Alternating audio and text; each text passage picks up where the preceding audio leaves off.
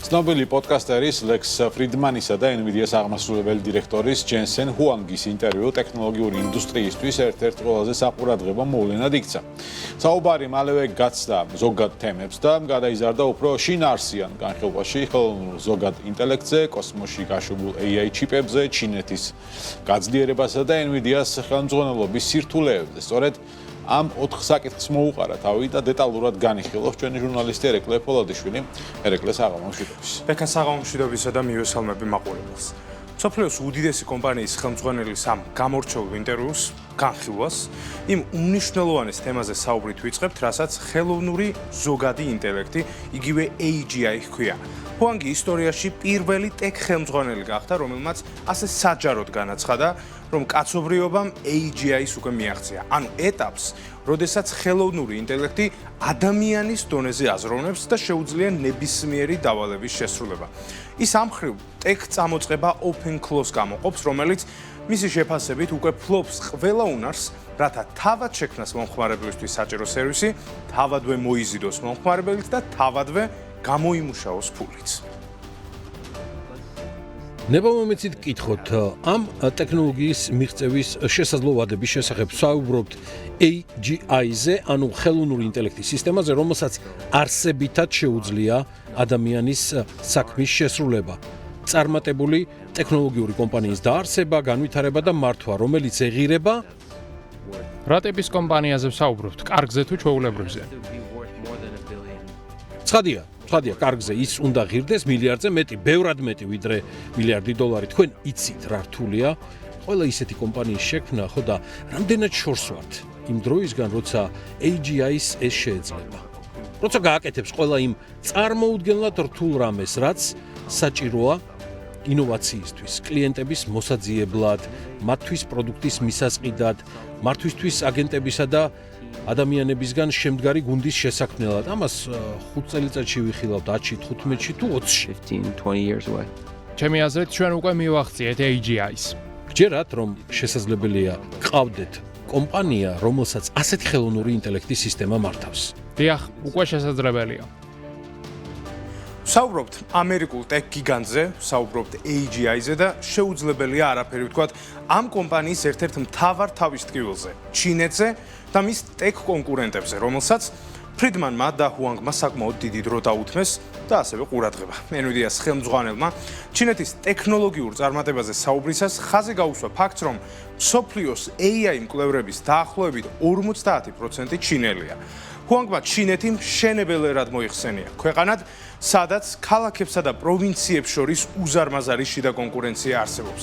მისი შეფასებით, ჩინური წარმატების ერთ-ერთი გასაღები ოჯახურ კულტურაშია. კულტურაში, რომელიც ადამიანებს კომპანიაზე წინაყენებს და ინფორმაციის ერთმანეთში მუდმივი გაზიარებით საოცრად აჩქარებს ინოვაციების ტემპს. მათ საოცარი სოციალური კულტურა აქვთ. კულტურა, სადაც პირველ ადგილზეა ოჯახი, მეორეზე მეგობრები და მესამეზე კომპანია. დაუჯერებელია რა დონის კომუნიკაციაც მათ ერთმანეთთან აქვთ. ფაქტობრივად ისინი ცოცხალ open source გვანან.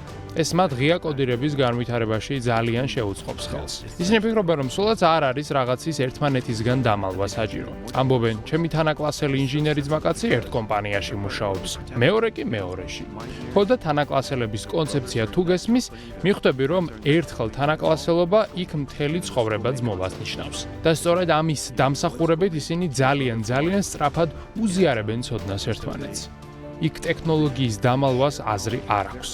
სჯობს პირდაპირ ღია კოდში განათავსო და შემდეგ ღია კოდს საზოგადოება გააძლიერებს. გადავიდეთ უფრო პერსონალურ ნაწილსაც, რომელშიც ჰუანგი ხელმძღვანელობის გამოწვევებზე საუბრობს. NVIDIA-ს აღმასრულებელმა დირექტორმა ფრიდმანთან აღნიშნა, რომ მისი კომპანიის სტრუქტურა ტრადიციულ იერარქიებს არ მიხვება და მას უშუალოდ მხოლოდ 60 ადამიანი ექვემდებარება. ის არასდროს ატარებს პირისპირ შეხვედრებს და მათ ეგრეთ წოდებულ ექსტრემალური თანადიზაინის მეთოდს ამჯობინებს. მარტივად რომ აგიხსნათ, ეს არის შეხვედრის ფორმატი, რომელსაც კომპანიის ყველა თანამშრომელი ერთად ესწრება, ერთად განიხილავს და ერთადვე ჭრის არსებულ პრობლემებს. ჰუანგის თქმით, ეს მიდგომა უზრუნველყოფს იმას, რომ მაგალითად მეხსიერების ბარათების სპეციალისტებმა პრობლემა მთლიანობაში დაინახონ.